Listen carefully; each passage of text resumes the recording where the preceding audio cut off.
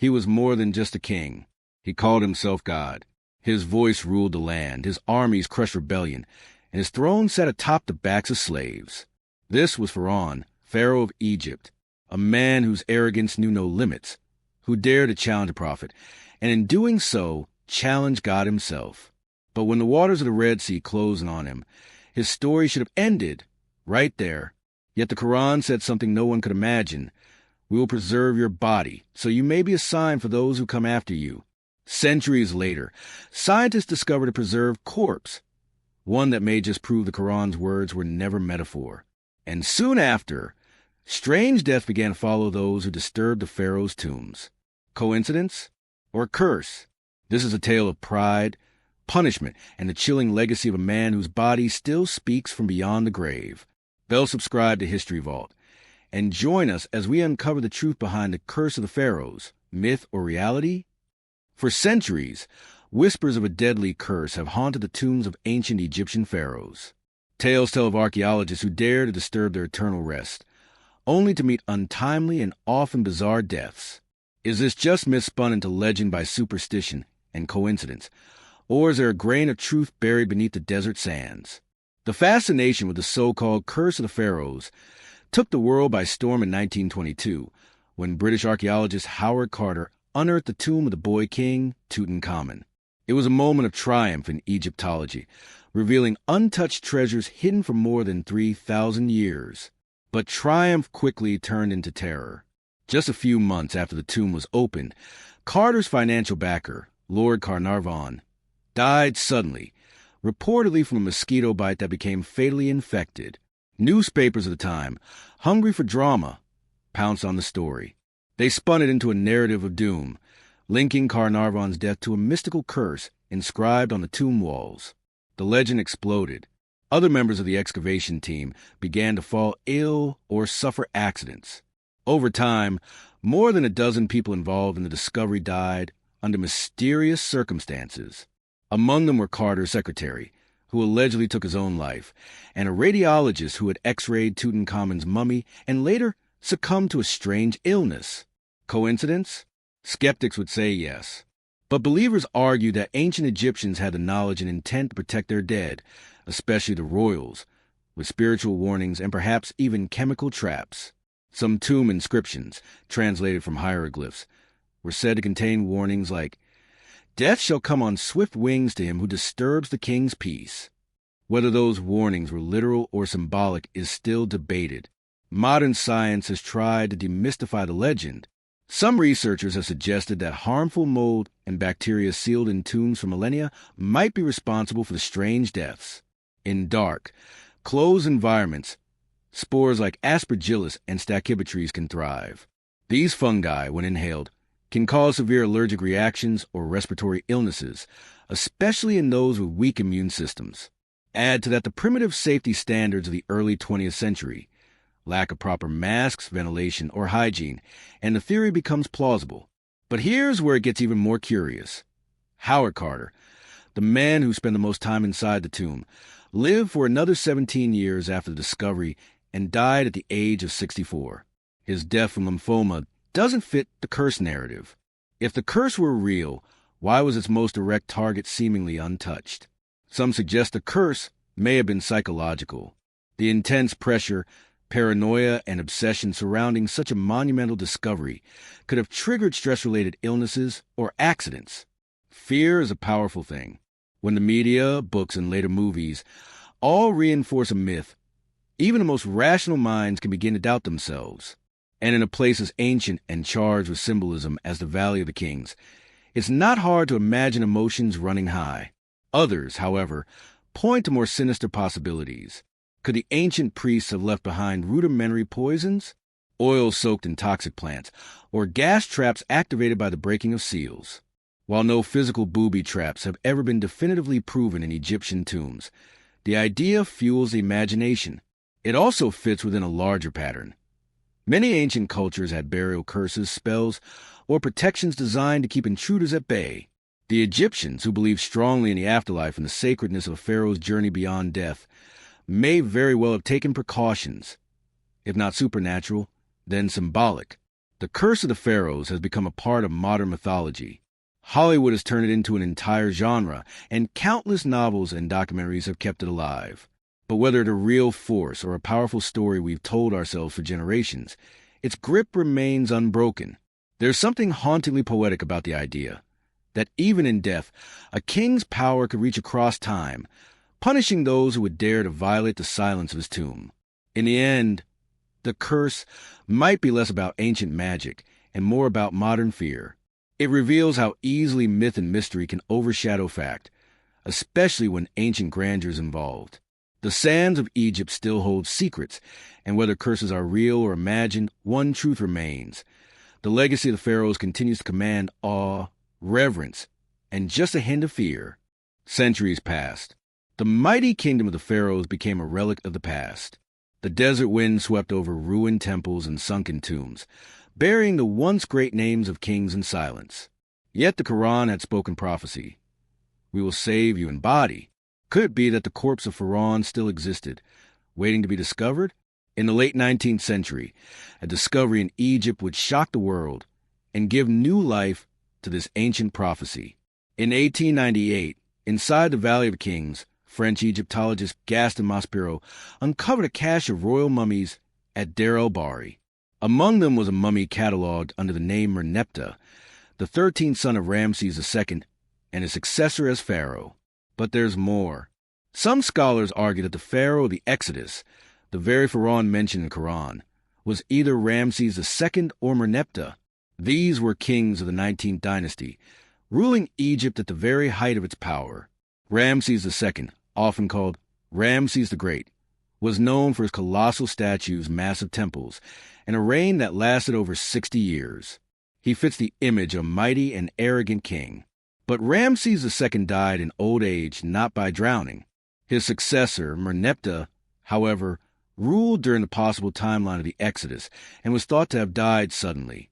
For years, researchers debated, was it Ramses II who confronted Musa, yes? Or was it Merneptah?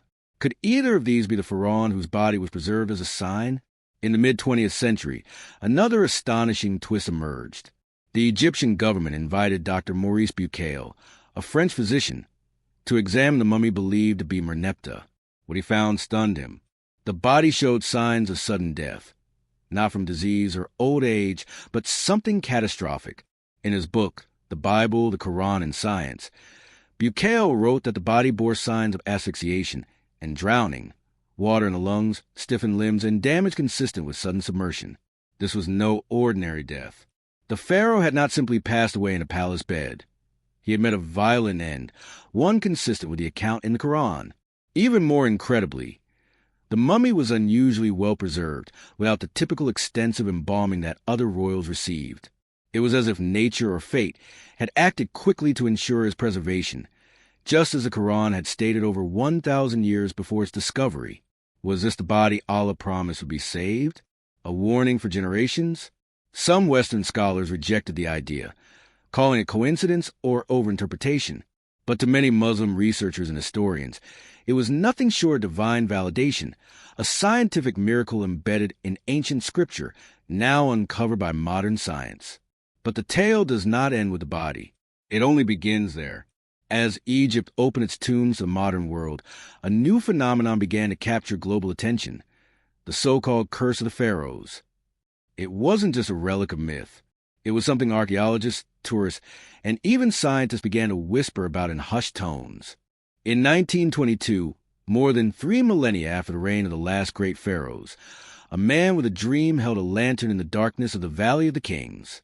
His name was Howard Carter, and he had just discovered what would become one of the most famous archaeological finds in human history, the tomb of Tutankhamun, the Boy King. Untouched, unlooted, and full of glittering treasures, it was a moment of pure triumph for Egyptology. But what followed would blur the lines between science and superstition, history and horror. Just months after the tomb was opened, Lord Carnarvon, the British aristocrat who financed the excavation, died suddenly. A mosquito bite on his cheek, became infected, turned septic, and killed him. At the moment of his death, it was said that all the lights in Cairo mysteriously went out. And back in England, his dog howled and collapsed, dead, At the exact same time, newspapers went into a frenzy. Headlines screamed, "The curse of the Pharaohs strikes again." Soon after, other members of the team began to fall ill or meet strange fates. Carter's assistant died from arsenic poisoning. Another team member committed suicide. The man who x-rayed Tutankhamun's mummy died of a mysterious illness. In total, over 20 people connected to the tomb's opening reportedly died within a few years, many in unexplained circumstances. Were these deaths coincidence? Or had they awakened something best left buried? Inside Tutankhamun's tomb, some claim there were inscriptions that read, "Death shall come on swift wings to him who disturbs the king's peace."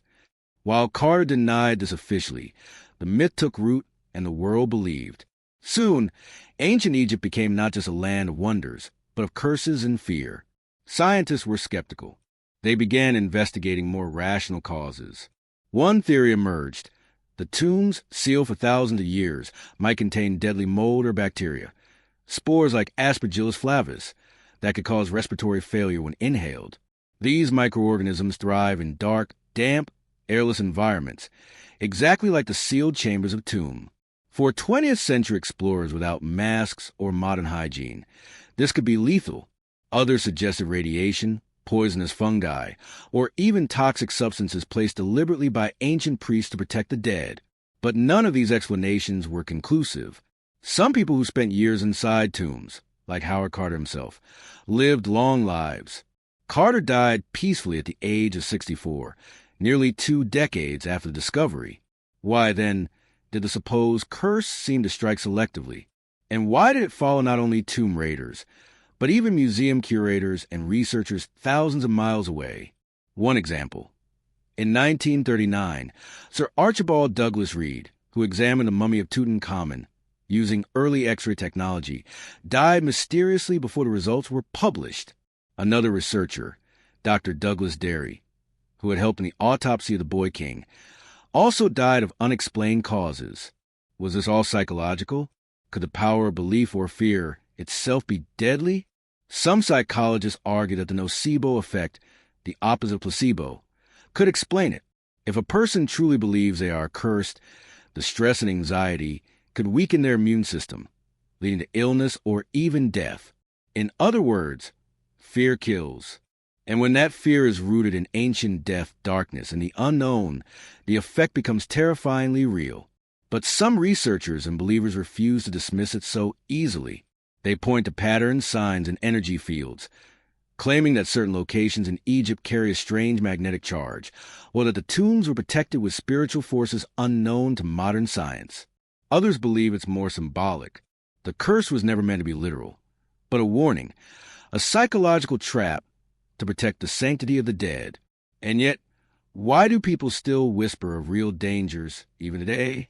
The tale of Pharaoh and all pharaohs is not just about power in life. It's about the power they may still hold in death. Despite the centuries that separate us from ancient Egypt, the story of Pharaoh still commands awe, fear, and reflection. In museums, tourists stare at his mummified face, mouth agape, eyes hollow, skin hardened by time, as if frozen in the moment of terror when the sea closed in on him.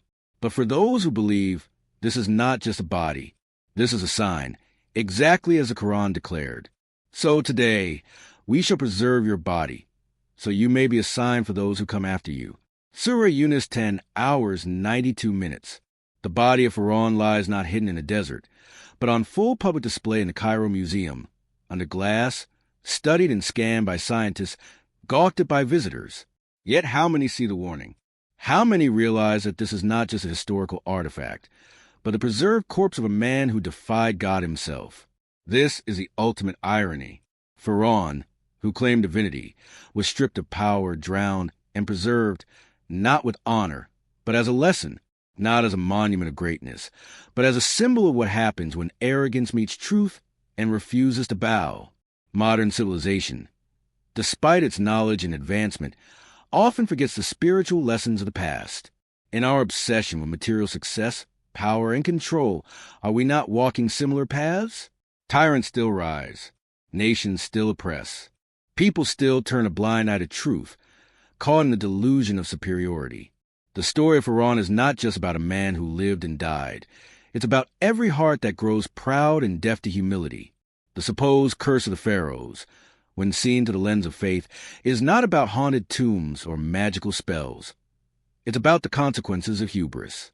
It's the spiritual residue of souls who built empires on the backs of the weak and thought they were untouchable.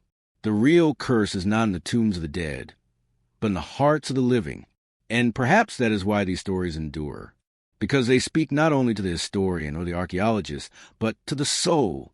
Every shattered statue, every collapsed pyramid, every faded hieroglyph etched into the stones of ancient Egypt tells a single tale.